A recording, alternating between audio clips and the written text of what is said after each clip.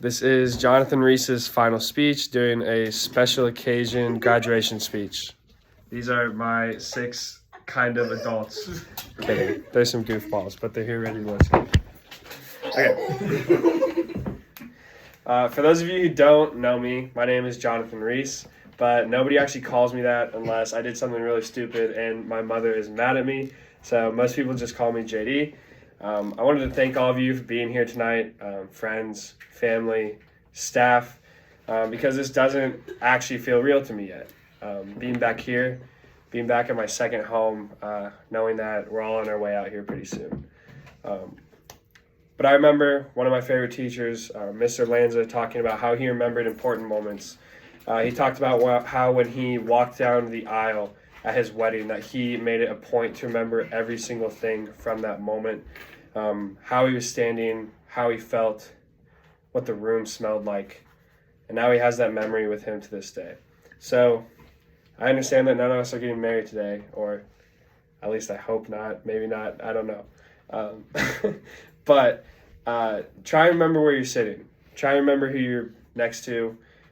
I feel so lucky to have the chance to celebrate with all of you guys. Today comes with a lot of emotions. We might feel overjoyed. We might be a little upset that it's all coming to an end. But I'm mostly just thankful for all the people in this room. Remember what made this building so special to you, and enjoy this last day that everyone gets to spend together. The Merriam-Webster definition of hope is to desire with expectation of obtainment or fulfillment.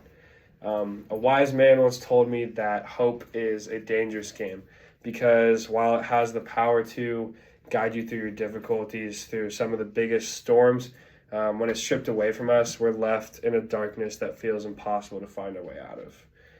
Flashback to the week before spring break. That was the busiest week of my school year. I think I had a test or a quiz or a paper, whatever it was, due in pretty much every single class. I was trying to replan some extracurricular activities.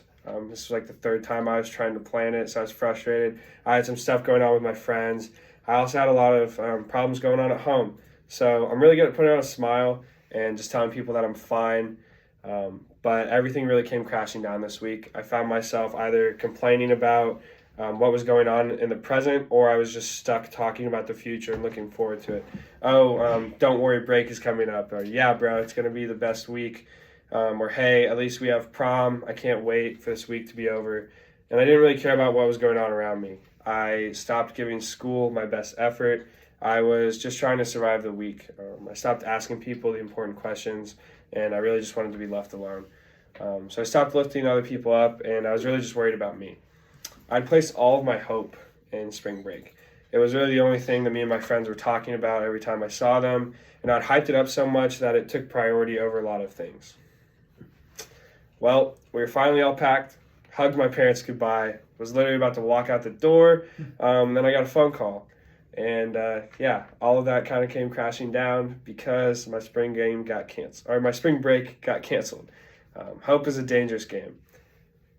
The Merriam-Webster definition of a variable is something that's not consistent or it's liable to change. And in math, something is considered a constant if it always assumes the same value independent of how its parameters are varied.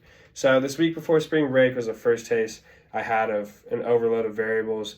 I listed off everything that was kind of going on in my life, and the problem was that I didn't have any of these constants to support me. So imagine you're sitting in math class and you got a problem with 10 variables, a plus b times c divided by q to the power of z minus f all equals t. I'm sure our math teachers are already scrambling to figure out how we can simplify that, but for the sake of my analogy, you can't. It's an impossible task to ask of yourself in the math class, so it's the same way in life. To have all these variables, the things that are liable to change, and there's nothing independent of those things to remind you of who you are, of what makes you happy, to remind you of what or who you love. So finding those constants is super important. And for me, once I found them, my constants became a part of every single day. They can be as specific or as general as they're needed to be. I love talking and having real conversations with people. I love going on runs or working out and just being with myself for a little bit. I love giving other people compliments and trying to make their day a little bit better. And the biggest lie that I told myself was that I could live without these constants. And so the truth is, as we're all headed off to this next stage in our lives, and while there are a ton of really cool and fun things that come along with that, there's also a lot of variables coming our way. And it would be so easy to just, get caught up in this graduation, to enjoy those things and to not prepare ourselves for the future. But I really challenge you guys to not do that, to not be like most people, to take care of yourselves, because hope is a dangerous game. If we don't figure out what our standards are, our expectations, our goals, and our aspirations are for this upcoming year right now, before we leave, it's likely that we will all just fold and become a follower, that our constants will be based on what everyone around us is doing instead of based on who we are, what makes us happy, or what we love. So I really challenge you guys to not only find your constants, but fight for them, fight for the things you love, and cling to them. Thanks. My people stayed.